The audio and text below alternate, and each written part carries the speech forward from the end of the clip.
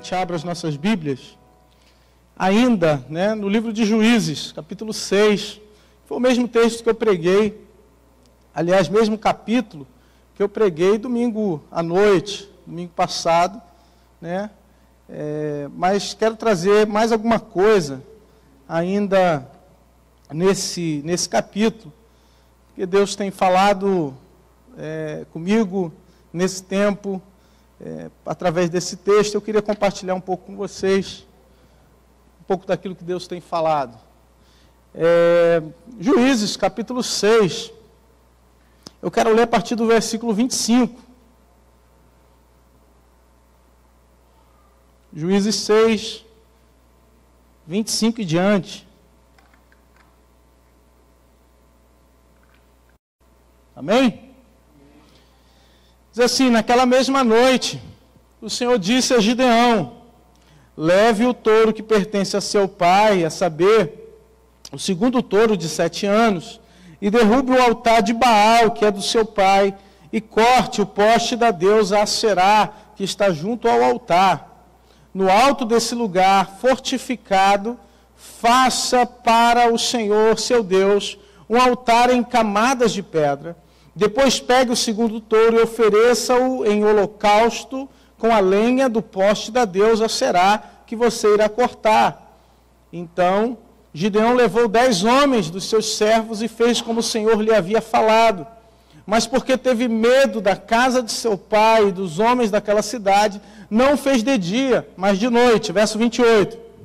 De madrugada, quando os homens daquela cidade se levantaram, eis que o altar de Baal estava derrubado, e o poste da deusa Aserá, que está junto dele, cortado, e o referido segundo touro tinha sido oferecido no altar que havia sido edificado. E diziam uns aos outros: quem fez isto? E perguntando, inquirido, disseram: quem fez isso foi Gideão, filho de Joás. Então os homens daquela cidade disseram a Joás: traga o seu filho para fora, para que seja morto, pois derrubou o altar de Baal e cortou o poste da deusa Aserá, que estava junto dele. Porém Joás disse a todos os que se puseram contra eles: vocês querem defender a causa de Baal? Vocês querem livrá-lo? Quem defender a causa dele será morto ainda esta manhã. Se ele é Deus, que defenda a si mesmo, afinal, derrubar o seu altar. Naquele dia, Gideão passou a ser chamado de Jerubaal, porque foi dito que Baal defenda a sua causa contra ele, pois foi ele quem derrubou o seu altar. Verso 33. Todos os midianitas, amalequitas e povos do Oriente se ajuntaram, passaram o Jordão e acamparam no vale de Jezreel. Então, o Espírito do Senhor revestiu Gideão, que fez soar o alarme, convocando os homens da família de Abiazer a segui-lo. Amém? Nós falamos a respeito desse capítulo no domingo, e antes eu quero só lembrar você, que o povo de Israel estava há 7 anos sendo dominado principalmente pelos amalequitas, os povos do Oriente. E eles, durante esse período, quando chegavam na cidade, eles acabavam com tudo, derrubavam tudo, tomavam as plantações, a ponto do próprio povo ter criado covas e cavernas e ter escondido coisas nesses lugares para se defender de um possível ataque, ou guardar alguma coisa para um possível ataque ter quando eles fossem atacados. Estavam acostumados já, 7 anos vivendo assim, 7 anos vivendo, sendo oprimidos, sendo massacrado nesse aspecto. E a palavra é clara quando diz que o povo de Israel deixou de servir ao Senhor. A palavra é clara em dizer que o motivo disso que o povo estava vivendo é o fato deles terem se afastado de Deus, deles terem saído dos caminhos do Senhor. Queridos, se nós pensarmos no Éden, no momento em que o homem havia plena comunhão com Deus, o homem tinha vida, E por causa do pecado, o homem perdeu a vida. A Bíblia diz, né, que o Senhor Deus diz que se comesse, né, do fruto daquela árvore, e ao comer do fruto daquela árvore, o homem experimentaria a morte. E, queridos, a morte, ela chega na nossa vida começa principalmente com uma morte espiritual. É como uma flor tirada de um jardim. Enquanto a flor está no jardim, enquanto a flor está fazendo parte do jardim, ela está viva.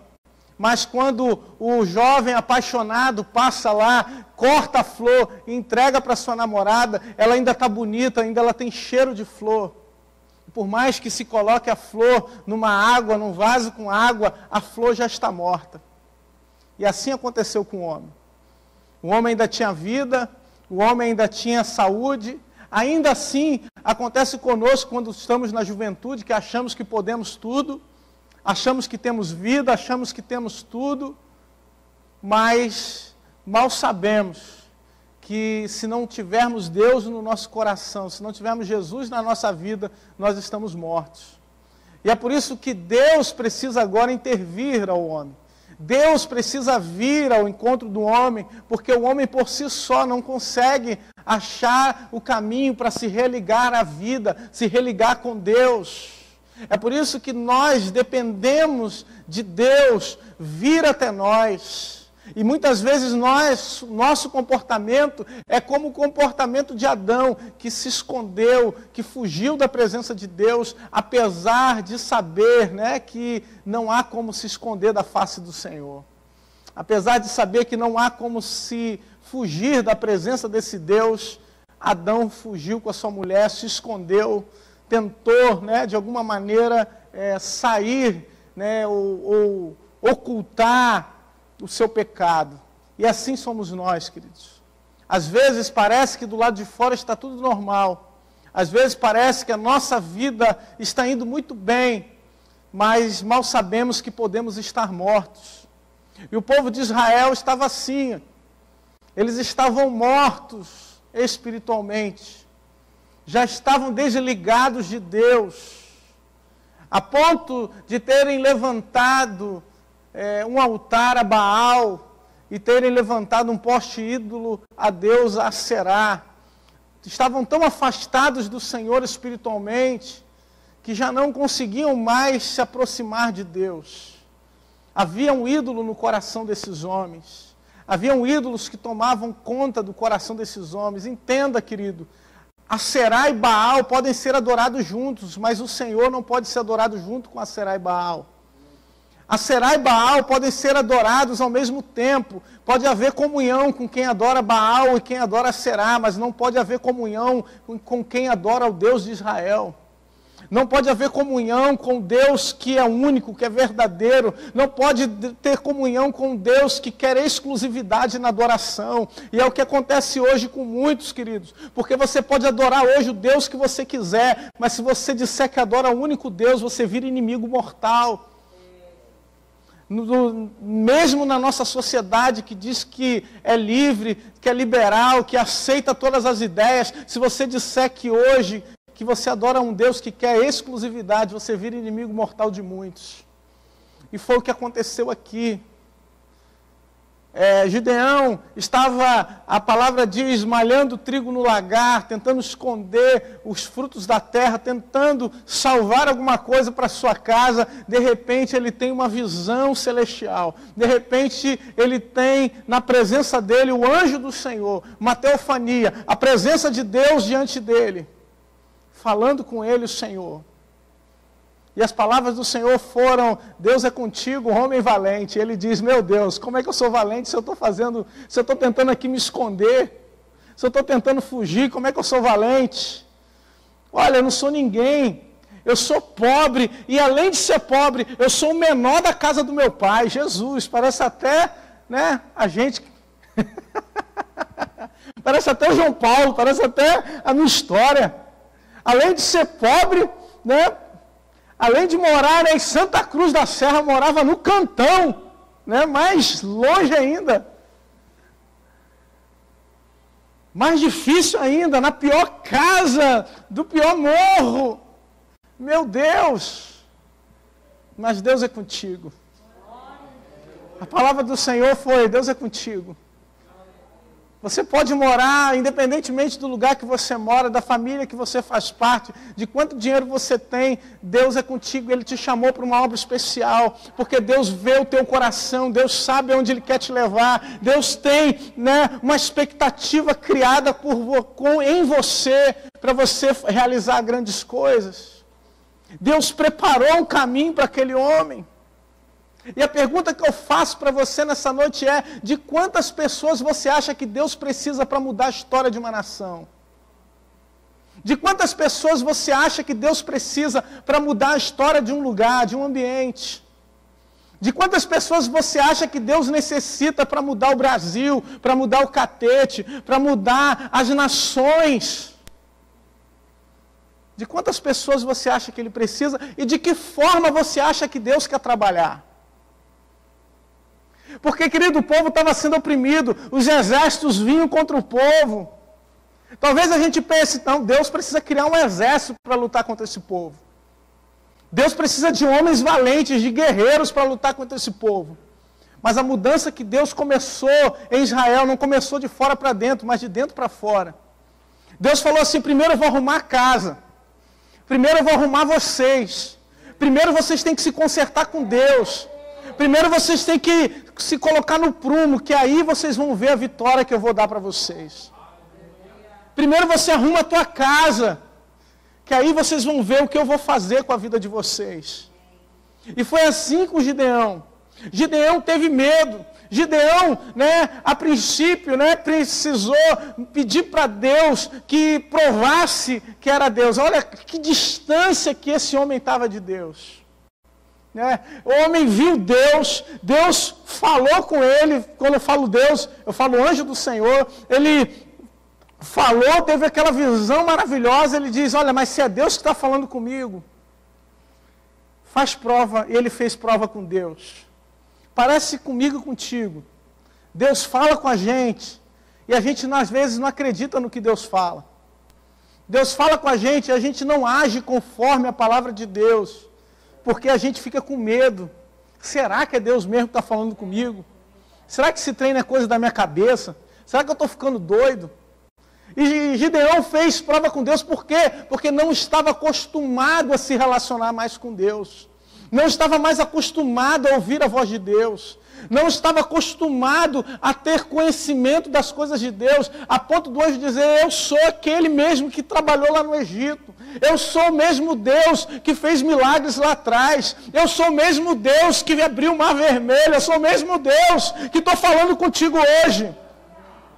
Ora, meu irmão, se Deus pode abrir o mar vermelho, se Deus pode mandar maná, se Deus pode fazer sair água da rocha, se Deus pode fazer um exército inteiro ser derrotado, o muro cair de Jericó, Deus pode fazer um milagre na sua vida hoje também.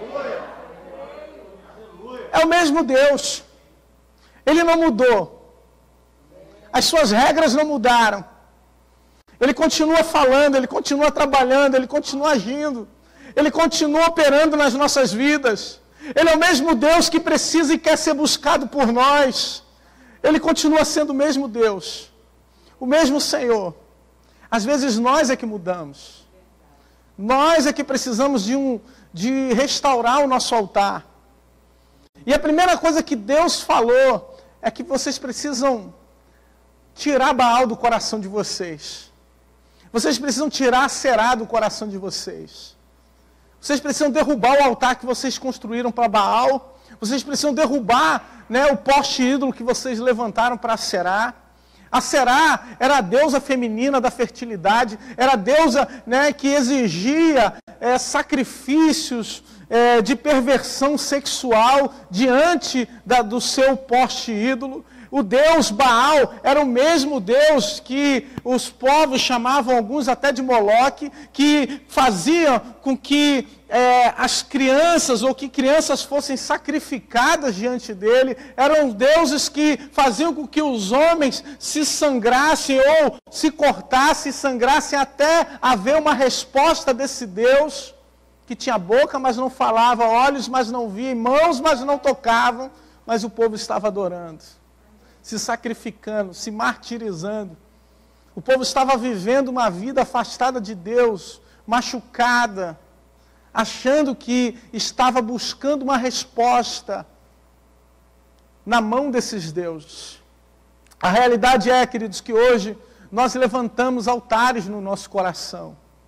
Hoje nós levantamos altares que nós hoje condenamos as atitudes de Baal, nós hoje condenamos as atitudes desses homens diante da deusa Aserá, mas nós muitas vezes levantamos altares no nosso coração que precisam ser derrubados, que precisam ser jogados por terra. A gente precisa pegar o machado e cortar, e levantar um altar ao Deus verdadeiro, ao único Deus. Porque os deuses e ídolos do nosso coração hoje podem não ser deuses externos, mas podem ser deuses que tomaram conta do nosso coração. Um desses deuses pode ser o dinheiro. A Bíblia diz que o dinheiro é a raiz de todos os males. Tem gente que vive pelo dinheiro, que só respira por causa do dinheiro, para conseguir mais dinheiro. Se ele perde 1 centavo, ele chora. Se ele perde R$1, ele passa mal. Nós precisamos tirar do nosso coração tudo aquilo que é ídolo. Talvez o ídolo não seja tão agressivo assim. Talvez o ídolo seja a pessoa que você ama. Talvez essa pessoa tenha tomado o lugar de Deus e a palavra dela vale mais do que a Bíblia para você. Talvez o ídolo seja alguém que está dentro da sua casa, que é bonitinho, que sorri, que brinca com você como seu filho, que é lindo, mas que talvez tenha tomado o lugar de Deus no teu coração. Talvez o ídolo seja o teu trabalho, que nem é tão bom assim, mas que você dá mais o sangue para ele do que você dá na obra de Deus. Talvez o ídolo seja alguém famoso que você conhece, que você faz de tudo para encontrar essa pessoa. Talvez seja um grande pregador que você só acredita nas palavras que saem da boca dessa pessoa e colocou essa pessoa acima da palavra de Deus. Talvez o ídolo seja alguém que você ama, que te criou, que te formou como seu pai e a sua mãe, né? Que o próprio Senhor Jesus, em certo momento, disse, olha, meu pai e minha mãe são esses aqui, ó, é a obra de Deus que eu estou fazendo. E às vezes nós colocamos as pessoas que nós amamos acima de Deus. E nós então precisamos aprender, queridos, com essa palavra que está aqui, que atitude precisamos tomar para vencer essa batalha espiritual. Porque a realidade é que nós estamos diante de uma guerra. E aqui o Senhor está nos dando estratégias de guerra. O Senhor deu para Gideão uma estratégia de guerra. Para começar a vencer a batalha, Gideão, tem que começar uma reforma espiritual. Para começar a vencer essa guerra, Gideão, a tua guerra não é com a mão, não é com o arco, não é com a espada, a tua guerra é espiritual. Então começa a subir os morros. E Gideão começou a pensar, mas como é que eu vou, Senhor? Se eu começar a desfazer lá a casa de Baal, todo mundo vai me matar. O povo está fascinado. E se você quer saber se alguma coisa é ídolo no coração de alguém, mexe com esse ídolo. Fala mal desse ídolo para tu ver. Se tu não vai tomar pedrada. Se tu não vai apanhar. Fala mal desse ídolo para ver se você não vai ser excluído. Se não vão te cancelar na hora. Fala mal para você ver. Então, Gideão foi de noite. E começou a desmontar o altar de Baal junto com os 10 homens da sua casa. Levou um novilho, que aqui a palavra de Deus chama de touro, que muito provavelmente teria sido separado para adoração a Baal. Isso que deveria ser, entregue no futuro para Baal, que já estava reservado, agora foi entregue nas mãos e para o Deus poderoso. Foi construído um altar ao Senhor no lugar onde estava o poste ídolo da deusa Aserá, e agora o coração do povo e todo o sacrifício deveria ser entregue no altar do Senhor. Isso pode parecer simbólico, isso pode parecer para alguns sem sentido. Mas o que Deus estava fazendo é restituindo a adoração. E o que precisamos fazer para vencer as nossas batalhas? Nós precisamos restituir a adoração a Deus. Restituir o altar de Deus. Colocar as coisas no devido lugar. E se estamos em guerra, nós precisamos buscar esse Deus todos os dias. O que Deus estava dizendo, olha, vocês estão em guerra, mas vocês não estão lutando ainda. Vocês estão em guerra, mas vocês ainda não entraram na batalha.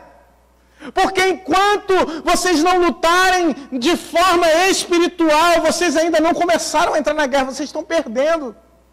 Como eu dizia aqui, de 7-1. Tem que começar a entrar no jogo, meu irmão. E para entrar no jogo tem que entender que a tua guerra é espiritual. Que a tua batalha é espiritual. Então quando Gideão tomou essa atitude, mesmo de noite, mesmo às escondidas, com os deuses da casa do seu pai, aqueles homens levantaram, a Bíblia diz que eles levantaram de madrugada e ficaram irados, perguntando quem foi que destruiu? Quem foi que acabou com os nossos ídolos?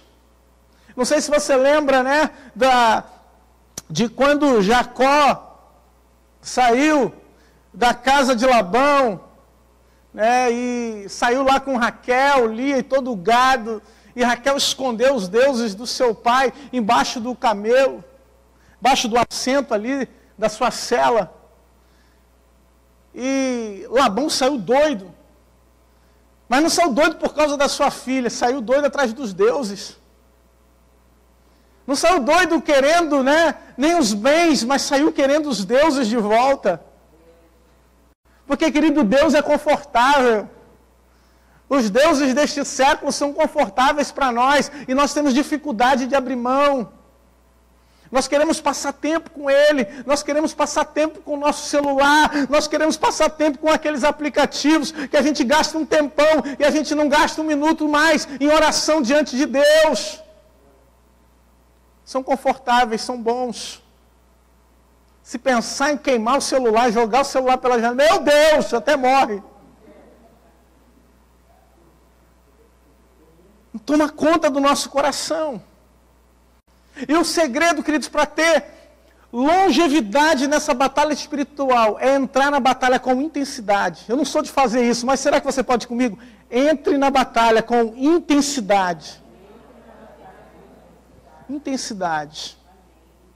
Querido, um avião, para ele poder voar, ele tem que atingir determinada velocidade. Se o avião não atingir determinada velocidade, o avião não voa. Por isso que a decolagem é um dos momentos mais críticos. Porque o avião tem que atingir aquela velocidade para poder voar. E às vezes na nossa batalha espiritual a gente tem que ser como um avião. A gente tem que começar ela com intensidade para a gente poder chegar no lugar em que a gente possa ter tranquilidade. Lembra de Daniel? Quando Daniel foi levado, né, para a Babilônia, Daniel falou, eu estou numa batalha. E essa batalha não é carnal, essa batalha é espiritual. E Daniel falou, olha, eu não vou me contaminar com as iguarias do rei. Eu vou comer legume. E quando chamou o eunuco até Daniel, Daniel falou, experimenta 10 dias. Experimenta por 10 dias, nos dá esse alimento. E a Bíblia diz que depois dos 10 dias, a aparência de Daniel e dos seus amigos era melhor do que a aparência daqueles que estavam comendo de tudo. Porque Daniel entrou com intensidade na batalha. Daniel entrou nessa guerra com intensidade. Jesus, quando começou o seu ministério, a palavra de Deus diz que o Espírito conduziu, o Espírito levou Jesus até o deserto. E nesse início de ministério de Jesus, em que Jesus sabia que ia começar agora uma batalha espiritual, Jesus ficou 40 dias e 40 noites sem comer, em oração na presença de Deus. Um dos primeiros movimentos de oração, né, pentecostal que nós conhecemos é o movimento dos morávios. E os moravianos ficaram 100 anos, um século de oração e jejum, para que a obra missionária crescesse, para que a obra missionária se espalhasse. Portanto, queridos, se queremos começar um empreendimento espiritual, se queremos entrar numa batalha espiritual, se queremos entrar num processo com Deus, nós precisamos entrar com intensidade na presença de Deus. Precisamos entrar com oração, precisamos entrar com jejum. Tem gente achando que não precisa mais jejuar, que não precisa mais orar. Nós precisamos levantar novamente os nossos altares a Deus. Quando Saulo começou a perseguir os cristãos e que Deus se revelou a Saulo e mudou o nome dele para Paulo, ele ficou cego. E a Bíblia diz que ele ficou 3 dias cego. 3 dias de oportunidade para Deus falar com ele. 3 dias de entrega diante de Deus para Deus falar com ele. O próprio Daniel, quando esteve diante das suas revelações, a Bíblia diz que ele ficou 3 semanas, 21 dias em jejum, para ouvir a voz de Deus, para se tornar sensível à voz do Espírito Santo. Meu irmão, talvez hoje você esteja no meio de uma batalha espiritual e você está tentando vencer essa batalha de forma carnal. Talvez hoje você esteja no meio de uma luta que não vai ser vencida com a tua força, com a tua inteligência, e você está tentando, achando que orando 20 minutos durante o dia, que isso já é suficiente. Meu irmão, se você está em guerra, se a igreja precisa avançar no terreno do inimigo, a igreja precisa se entregar com intensidade nas mãos de Deus. A igreja precisa se entregar por completo nas mãos de Deus para ouvir Deus falar. E por Gideão ter cumprido a vontade de Deus, por Gideão ter obedecido à voz de Deus, o seu pai, que era a pessoa que deveria ficar contra ele por causa disso, percebeu que aquilo era de Deus, que aquela atitude era do Senhor. E ele, quando aqueles homens vieram pegar Gideão, nós vamos matar, nós vamos acabar com ele. Ele deu uma palavra para aqueles homens: agora vocês viraram defensor de Baal, vocês viraram defensor de falsos deuses, que Baal se defenda, que Baal lute, que Baal faça, se ele é poderoso mesmo, que Baal que mate. A gente não pode deixar de lembrar de Elias, que ao enfrentar os falsos deuses, para ao enfrentar Baal, ficava zombando daqueles homens, dizendo: fale mais alto porque talvez Baal escute, grita mais alto porque eu não estou ouvindo. Baal talvez esteja dormindo, não esteja ouvindo vocês falarem. Queridos, você adora um Deus que está vivo, você adora um Deus que está presente na sua vida, você adora um Deus que você fala dentro do seu quarto em secreto e Ele ouve e responde. Esse Deus responde ainda hoje, Ele continua trabalhando, e às vezes aqueles que adoram a Baal com mais intensidade do que aqueles que adoram a Deus. Às vezes aqueles que adoram a Baal 24 horas por dia, e a gente às vezes tem dificuldade para orar na hora de dormir. E às vezes a gente tem dificuldade para vir à igreja. E às vezes a gente tem dificuldade para fazer alguma coisa relacionada à obra de Deus, porque a gente diz que não tem tempo, a gente está ocupado demais, a gente tem problema demais. Às vezes a gente só quer ir na igreja quando está escalado. E a gente tem dificuldade, fica cansado. Ô meu irmão, Deus te chamou para ser intenso na sua obra, para ser intenso na sua casa.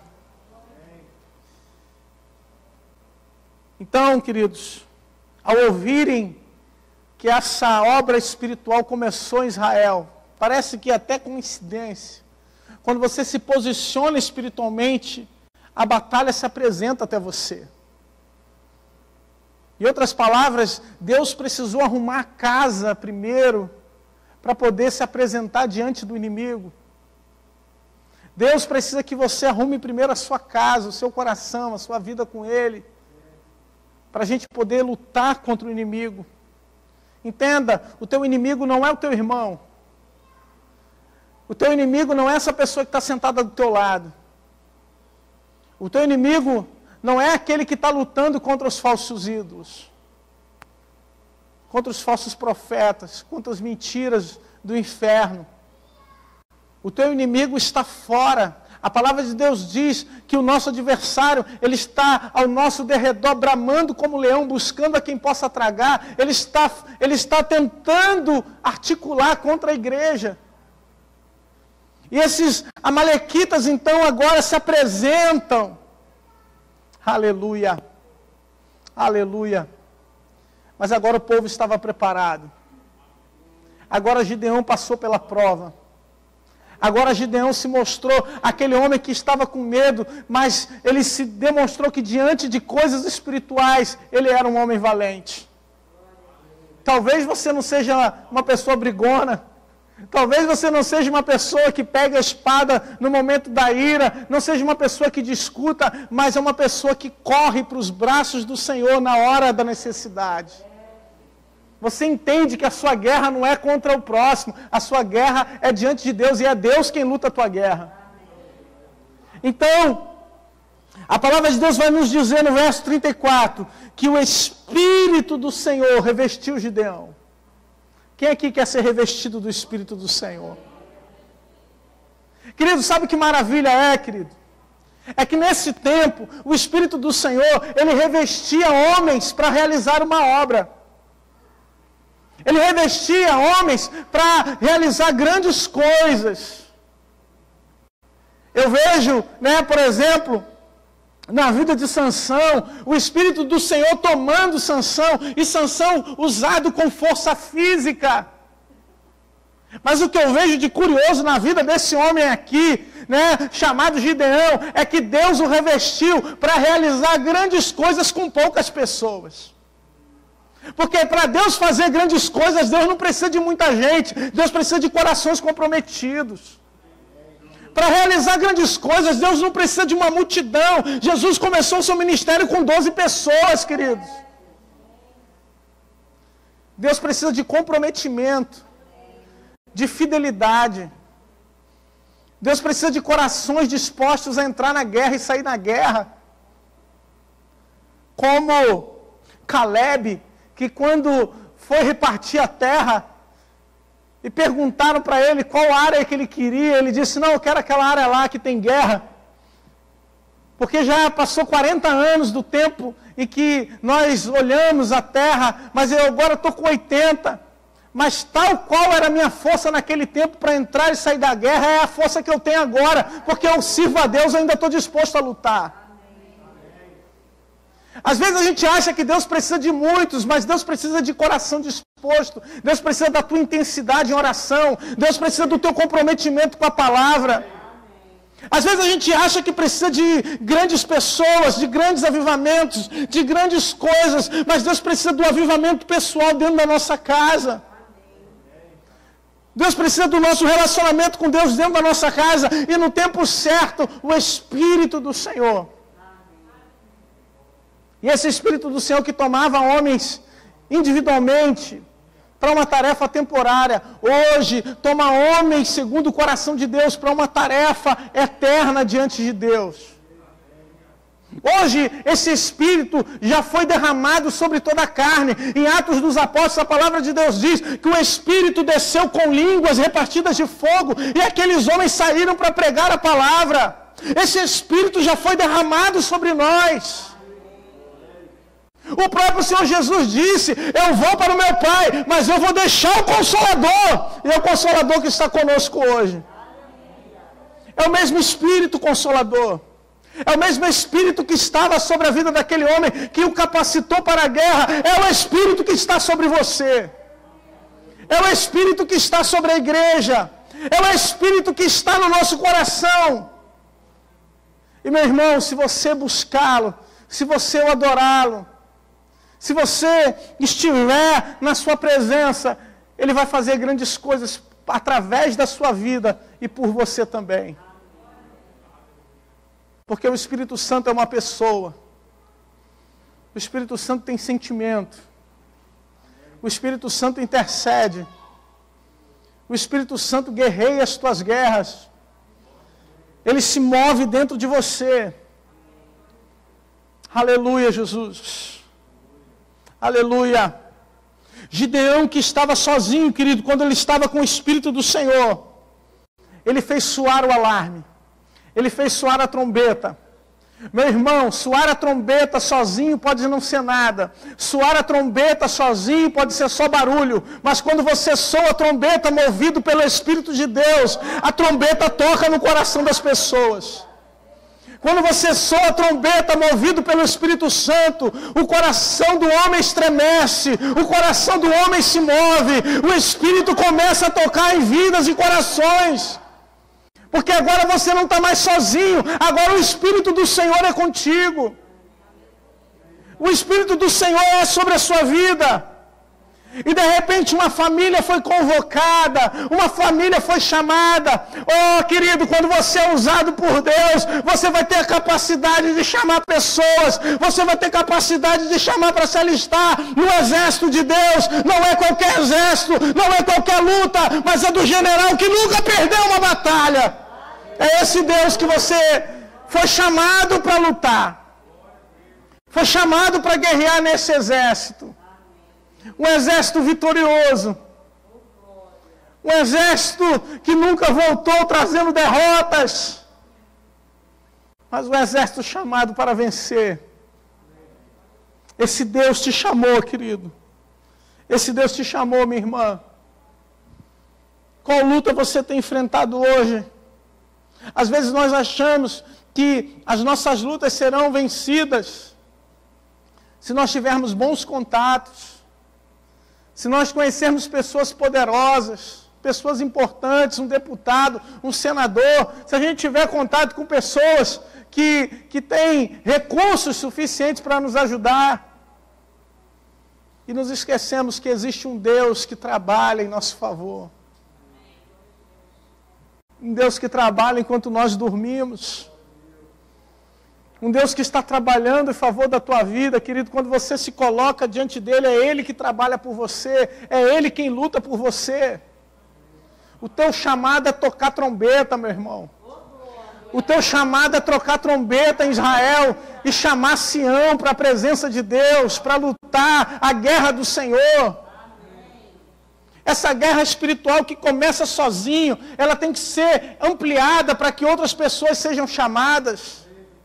Para que outras pessoas sejam convocadas. Talvez hoje você comece essa guerra com medo. Talvez hoje você comece essa guerra com dúvidas, como Gideão começou. Mas quando você receber a certeza de Deus, quando você receber o revestimento do Espírito Santo, quando você receber a força que vem do Senhor, você também vai ser corajoso como Gideão. E Deus te chama para ser corajoso, corajosa. Para vencer. Para lutar. No próximo domingo eu vou falar sobre a estratégia que Deus deu para Gideão. Vou falar das estratégias de Deus. E essas estratégias precisam estar no nosso coração. Porque às vezes a gente está no meio da guerra e a gente está tentando lutar a guerra com as nossas armas, com as nossas forças. A palavra de Deus diz lá em Efésios, no capítulo 6, que nós somos revestidos por toda a armadura de Deus, que Deus nos revestiu, querido. Deus já te deu o capacete da salvação, a couraça da justiça, a espada da verdade. Deus já te deu o escudo da fé, as sandálias da preparação do evangelho da paz. Tudo isso Deus te deu. Mas não adianta a armadura sem saber usar a espada. Não adianta você ter armadura se você não sabe se movimentar em combate. Não adianta armadura se você não entende os comandos do líder. Não adianta armadura e espada se você não entende as estratégias de Deus. Deus quer te dar estratégias. Deus quer te ensinar. Deus quer te mostrar como vencer essa guerra. E às vezes A guerra e a estratégia de Deus, ela é diversificada. A estratégia que Deus tem para mim é diferente da que Ele tem para você. A estratégia que Deus teve para Gideão é diferente da estratégia que Deus vai dar para Fernando, que Deus vai dar para o pastor Rafael, que Deus vai dar para o Fábio, que Deus vai dar para... Meu irmão, a estratégia de Deus é diversificada. A gente nunca vai surpreender Deus, mas Deus sempre vai nos surpreender. Deus é sempre uma surpresa maravilhosa. É sempre um milagre que a gente não espera. Vamos ficar de pé, vamos orar, senão vou me empolgar.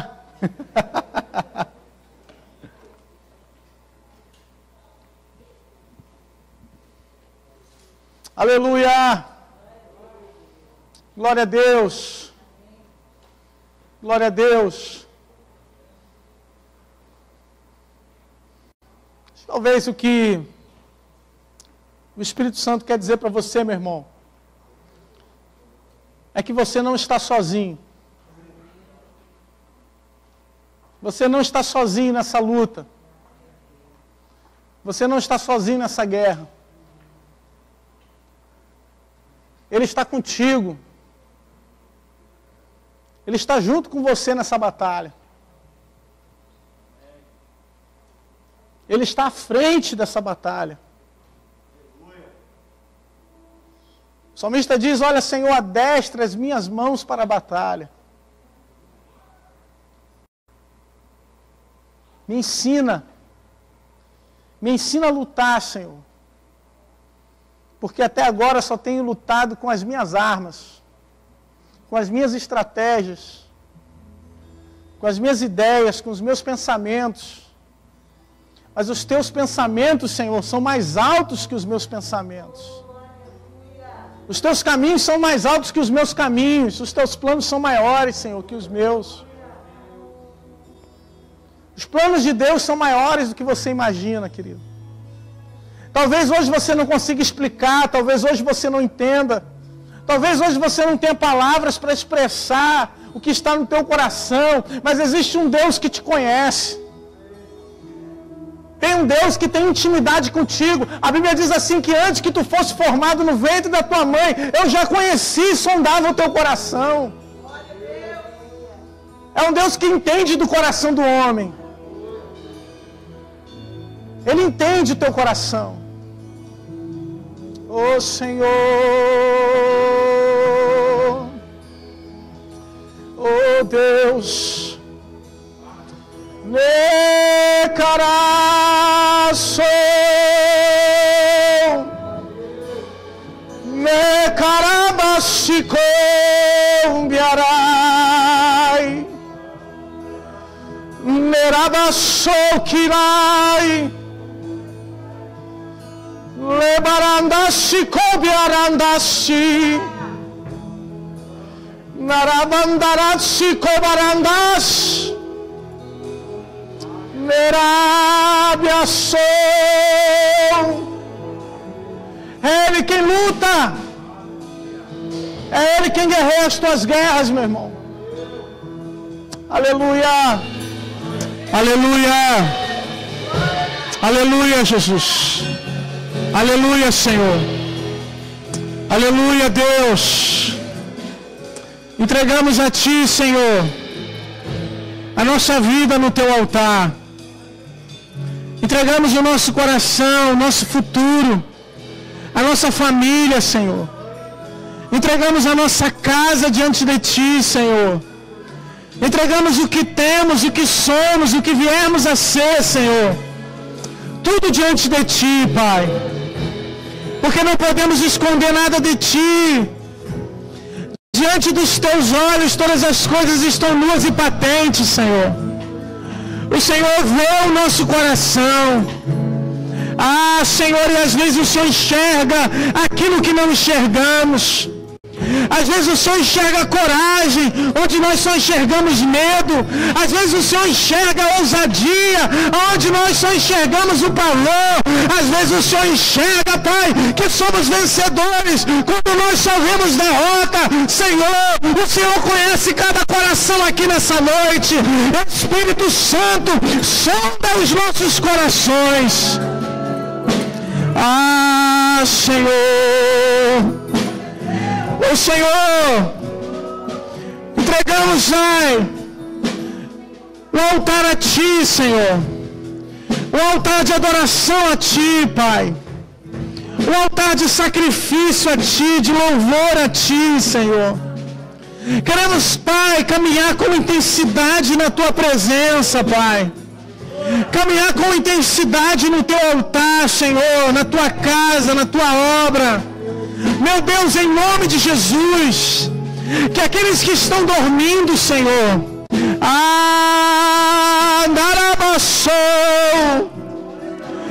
o Senhor estava trabalhando, Pai, enquanto muitos estavam dormindo, Senhor. O Senhor estava trabalhando e reconstruindo o altar, enquanto muitos estavam dentro das suas casas, meu Pai. O sacrifício estava sendo levantado, enquanto muitos estavam descansando, Senhor. Marandaçou, recebe a nossa adoração. Recebe, Senhor, o louvor do Teu povo nessa noite, Pai.